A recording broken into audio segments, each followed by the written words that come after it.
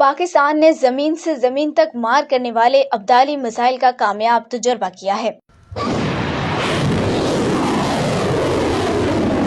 پاک فوج کے شعبہ تعلقات عامہ کے جاری کردہ بیان کے مطابق زمین سے زمین تک مار کرنے والا یہ میزائل 450 کلومیٹر تک ہدف کو نشانہ بنانے کی صلاحیت رکھتا ہے۔ ISPR کے مطابق یہ تجربہ انڈس مشق کا حصہ ہے، جس کا مقصد افواج کی عملی تیاری کو جانچنا اور میزائل کی اہم تکنیکی پہلوؤں بشمول جدید نیویگیشن سسٹم اور بہتر سمت تبدیل کرنے کی صلاحیت کو جانچنا تھا۔ ISPR کے مطابق صدر مملکت، وزیر اعظم Pakistan, chairman joint chief of staff committee اور تمام مسلح افواج کے سربراہان نے تجربے میں حصہ لینے والے افسران، سائنسدانوں اور انجینئروں کو مبارکباد دی۔